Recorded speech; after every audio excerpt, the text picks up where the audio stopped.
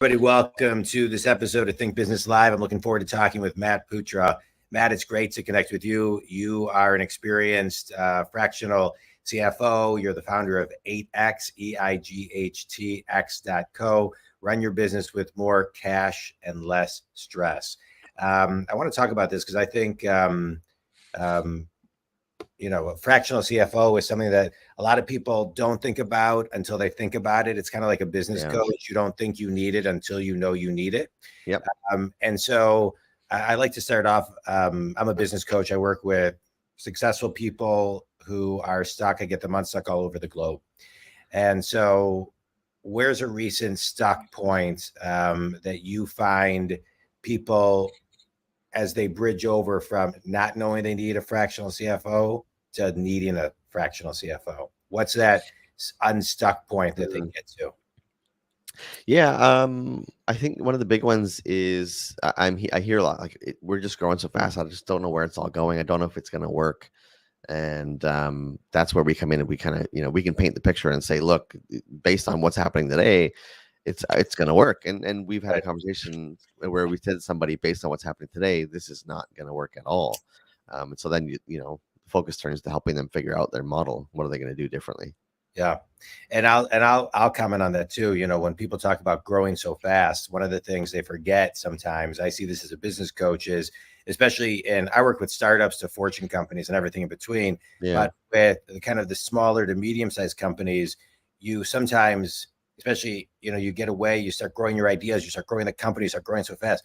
But I just want to remind everybody, Think Community, you need cash flow to get to open up your doors the next day, right? And so cash flow is number one. So when you talk about your logo, your slogan is run your business with more cash and less stress, right? There's a reason I think you didn't put run your business with less stress and more cash. The cash has to come first, right? 100%. We've just seen.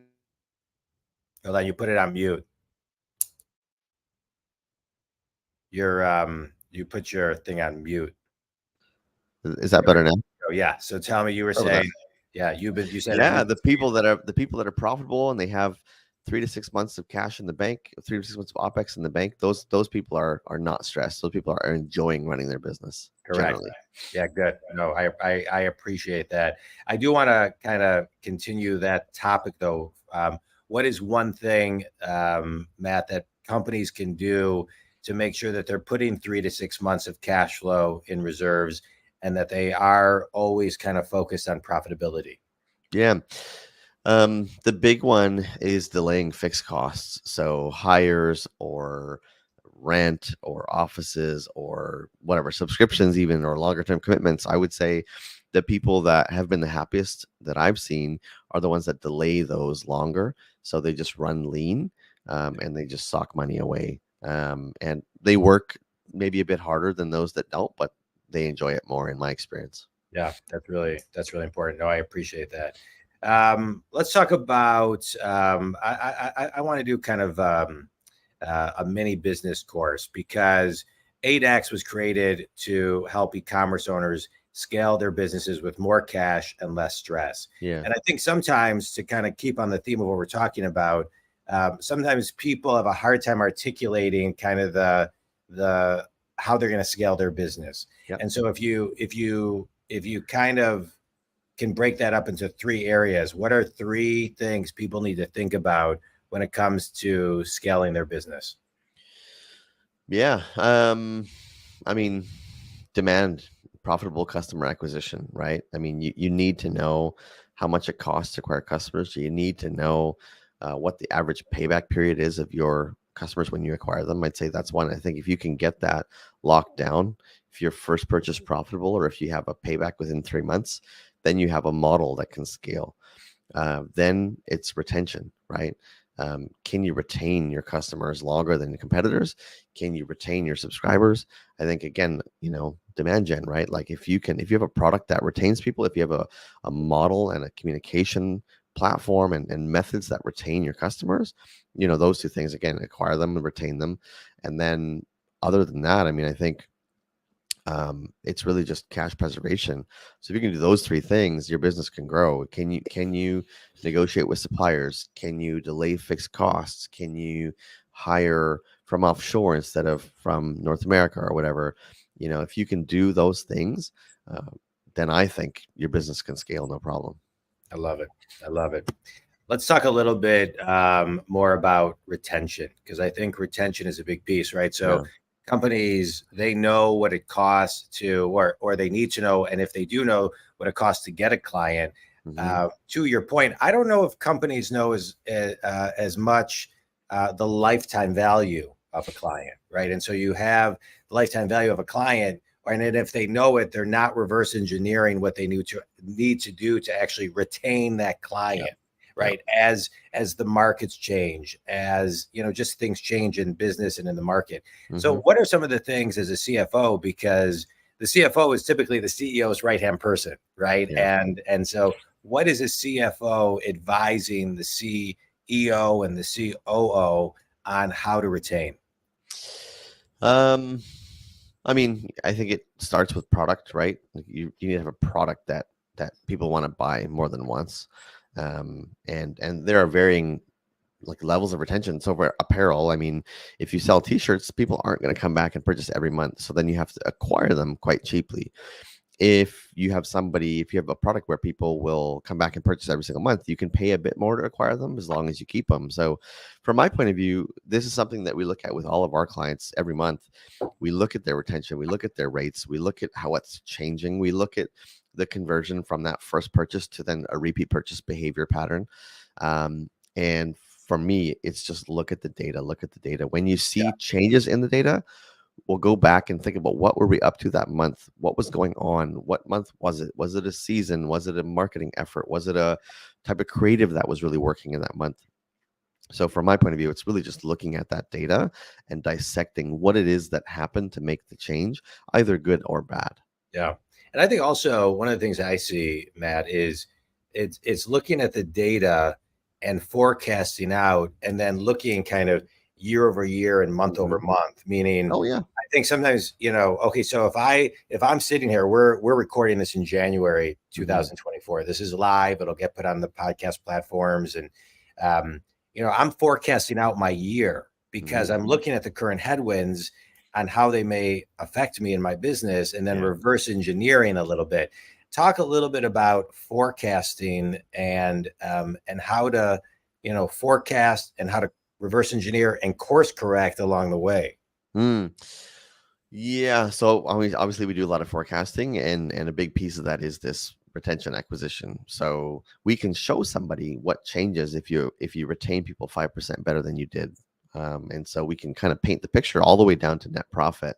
This is what your business looks like if you retain people 10% better, 5% better, whatever, what have you. And so that's something that we're trying to hit people with pretty regularly. Look, if you do better, if you do 1% better, this is how profit changes. And then you can look at the model, look at the next year, look at the year after that. Look at, most people I work with want to exit at some point. So I can say, look, if you want to exit in 3 years and your retention is this is your profit. But if your retention is this, it's that much better because you're not having to reacquire all the time. And so I find showing it to people on Excel is our tool of choice, but Yeah, showing what your business could look like in the P&L is powerful because it's an incentive. It's a pretty big carrot yeah, when you figure out how to retain. yeah. I love it. Talk about a little bit about the how you work with clients, right? So how Sure. I think sometimes people may be listening right now and say, "Hey, this sounds really good, but how do I incorporate a fractional CFO Mhm. into my business? Is it 1 hour a week? Is it 5 hours a week? Like, what is the flow of that, the rhythm?" Sure.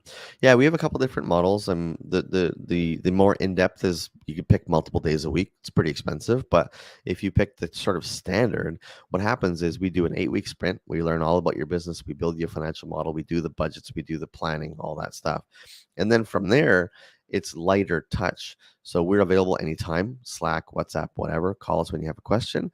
but we have a couple standing meetings a month where we go, okay, these are the results. This is what we thought would happen. This is what actually happened. Here's some things that didn't go the way we planned. Well, let's talk about why they didn't go the way they planned. Yeah. We planned. And then understand, can we do something about this? What do we do about this? Does this change affect the way that we've been planning the rest of the year? If it does, what can we do? If it doesn't, maybe we don't do anything. But so that's just sort of understanding what's going on, what to do about it. Then, of course, we're optimizing things like supplier payment terms. Will help you do negotiations. Will help you find better debt. Will help you figure out who to hire, when to hire. Will help you figure out, how do you manage your marketing budget for optimal profitability. We'll look at, SKU-wise forecasting. What are the health of your SKUs? Are there SKUs you should cut? We really look at everything. Yeah. And a big part is cost control, right? And so we help you build a budget that's quite detailed, where you can see, when you have an expense come across your plate or you're thinking about doing something, well, you pull up your budget. Did I account for this? And if you didn't account for it, well, you're either not going to do it or you're going to make a business case to spend that money. So what's the ROI on that change in spend plan? And so it's a lot of discipline and testing scenarios just to make sure that we're on the right track. And if we're off track, how do we get back on track? Yeah. What I'm seeing is that you're able to problem solve and critically think and be a backstop, a sounding board, and a guide and an advisor to get your clients to make the right decision. Because I think a lot, right. And so that's a CFO to me does everything you just said, but also kind of get people focused on making a right decision, right? For the business. And I think that it's interesting you say it that way, because one of the things that we find is people are kind of bombarded with KPIs. Yeah. And so what we want to do is help you figure out what are the right ones to focus on, and the simpler the better. Yeah. The closer they map to your income statement, the closer they map to like the levers that are important for your business, the better. And just to kind of help remove some of the noise. Yeah. So when you say that, it reminds me of, the story of Sam Walton. He would be in his conference room and they'd give him all the numbers. He'd go to the coffee shop, have pie and coffee with his customers, come back and say, okay, this is the data that's important. And this is what we're going to do with it to get more people in the door, to retain them, et cetera, et cetera. Yeah. All right. Rewind with me for a minute, because I don't think success is ever a straight line. And give us kind of the 1 or 2 minute version on how you got to today, and also any mentors or lessons along the way that impacted you to start your business that you have today. Sure. I started off blue collar, sweeping floors in a manufacturing plant, and learned that I could manage people quite well. Learned that I wanted kind of more than what I was seeing available at the time. So I went back to school when I was like 30, finished my bachelor's at 30, started my accountancy at 32. And then from there, basically what I did was do projects outside of work to kind of build my resume. And then I got picked up as a VP finance by a private equity firm. And I would say on the mentorship piece, I've had a few. My managing director at the PE firm, who I'm still in touch with, was just a fantastic person. His name is Garth Davis. And he taught me a lot, gave me a lot of grace and patience as I figured out this vice president role. And I think, all the business owners that I've worked for and with, I learned something from all of them, and whether good or bad. And so that's just been helping me, piece together this sort of strategic mindset and seeing what's working, what hasn't been working. And I don't know, man, people that just allow you to have the honest conversations.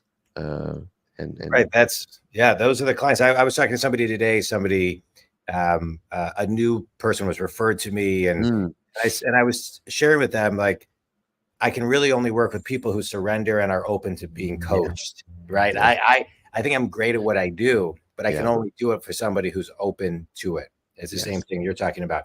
I want to do, based on what you just shared, I want to do a mini life course right now. Sure. You said you started out blue collar. So I want to do a mini life course on 3 things to be thinking about for moving from a blue collar to a white collar world. Yeah. Okay. Right. Because I think a lot of times that story sings true to many, many people, right? You shared your story starting sweeping the floors, and now you're a fractional CFO. And there is that shift from and there's nothing wrong with blue collar. I'm not No, of suggesting course that not. there No. is, but what your story that you just shared is how you moved from blue collar to white collar. Yeah. And so I think there's a lot there for people to help them get unstuck. Sure. And so if you had to kind of drill it down to three things for people to think about, whether it's their mindset or do or execute, what would those be? Number one. Yeah. I would say it doesn't have to be school, but it has to be learning. So YouTube, even Reddit, Twitter, if you have an interest, and follow your interest. I think maybe that's the first one, is follow your interests. I loved numbers and I loved math. And I followed my interests, and I looked at YouTube, and I looked at all these things, these tools where I could learn how to build Excel models online. And I started just doing them in my day-to-day blue collar work first. So when I had an issue with production, I would map it into Excel, and I would go to YouTube and I'd figure out, well, how do I really build this thing in Excel? And then I'd show up a week later to the plant and say, look, I figured something out. Let's use it. Right. So that was Right. probably the first step. And I wasn't asked to do it. But I knew that I wanted to do something with my mind in that way. The next one is, definitely you have to take some risks, because I had to take a pay cut to get into the white collar world, because I didn't find an opportunity at the time where someone would trust a very blue collar worker to move into a white collar role, in a horizontal or even vertical move. No, I had to go downwards first. Yeah. So I took a 10-15 grand pay cut for my first white collar job to work in an office. So taking risks is a big piece. And the third one, I would say, is the mentorship piece. Find people you can work for. Ideally, if you can work for someone that will mentor you as well, that'd be great. But if not, find someone who will mentor you, who will make introductions. There's a guy I know named Antonio. Way back in the day, I was blue collar, and I told him, look, I really want to make a move into this new world. And he made intros, he made connections, he sent me job listings. So I would say those connections and those mentors are, and it like really one of the biggest reasons that I'm here today.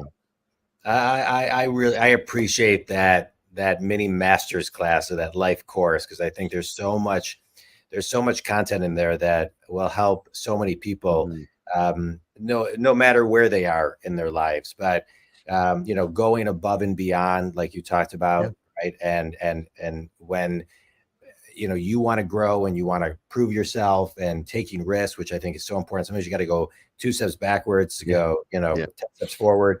And the power of mentorship. I'm a business coach, and I work with solopreneurs to Fortune companies and everything in between. But I just launched another business called Launch 3, launch-3.com. And it's a coaching platform for 18 to 26-year-olds. And it's filled with mentorship and knowledge. We have speakers every Wednesday. I'd love for you to speak to that'd be great. group and sign up to be part of our mentor hub. But it's all about giving the tools of mentorship to encourage people to take risks, and fueling them with knowledge of speakers and curated quick content. And so I appreciate it. I think that was a great mini life course. I love that you're doing that for the 18 to 26-year-olds. Man, I would have killed for that at that Killed. 100%. Killed for it. Yeah. Killed for it. Yeah. I love it. Well, this was great. So, so your business. So who's your ideal client, Matt? Yeah, I would say somebody that's doing, probably more than 2 million, maybe more than 5 million a year in revenue. Okay. And they want to do something big. They're not just happy with the way things are. They either want to change, fix it, or they want to grow and exit, or they want to, Series A, Series B. We have the biggest impact for people that want to make big moves, because we just help them figure it all out. And right now we work with e-commerce people. We work with some people in SaaS, and then clean tech and green tech are big industries for us as well. Well, what's interesting is when you say help them figure it out, people need that, I think, more than ever, right? I find that in my coaching business, it's like, I think you and I are the same in the way that we create a space where we ask questions that people can get to a space that they can't get to on their own, or it'll take a lot longer. And so they need somebody guiding them, taking them to this deeper place of understanding, intrinsically, so they can grow, extrinsically. So it's really, really important. It's really important. I love what you're doing, and I think it's so well needed, especially in today's world. In a post-COVID world too, we're seeing more people who are hybrid, people starting companies that are hybrid. Companies can grow faster than ever before. You still got to do all the hard work, but I think your model is outstanding. Let's do a quick speed round. Sure. A book or a TED Talk or an article that's had a big impact on you. I mean, this is a total cliche, but How to Win Friends and Influence People. Yeah, it's one of the best. Just absolutely foundational for everything I've done since that book. Yeah. Amen to that. Best piece of wisdom you've ever received.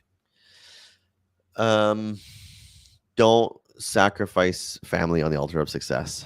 Yeah. Well said. Well said.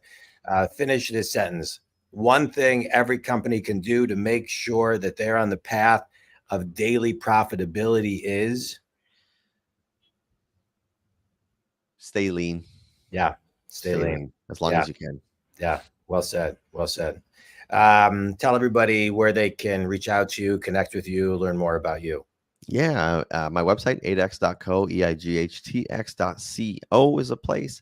LinkedIn, find me on LinkedIn. I'm there all the time. Pretty active. So we can chat. You can ask me questions. I can answer them. Anything like that. You know, I'm all about growing my network, and I'm glad that we got connected. Me too. Because I want to stay connected to you, and if we can, refer some business back and forth, whether you send it to me, but I feel like I'd love to be able to send some business your way. And one of the great things about podcasting is I get to meet all these people all over the world who provide a great service. I just want to kind of highlight, for you, Think Community, it is about thinking lean, thinking in a very smart, methodical way. And we need people around us to help us make really, really good decisions, because all it takes is one bad assumption to take down a company. 100%. Take down a company. And if you look back, like in the internet days, when I was in the internet business, we met with Borders, and they kept on telling us, Amazon's not going to be anything, and they're not going to put us out of business. And, and they made a bad assumption. And you can point to a lot of companies that made one bad assumption and it took down their company. And so Think Community, be careful of not making that one bad assumption. You said something earlier, Matt, it's expensive. I don't see things as expensive. I see things as an investment, because one bad assumption is expensive. Yeah, that's true. Yeah, 100%. Investing in people around you is smart business. So I appreciate you coming on the show. 8x.com. You can reach me at johndwoskin.com. Matt, stay on and we'll catch up. Thanks, everybody. Matt, thanks so much. Thank you so much, John.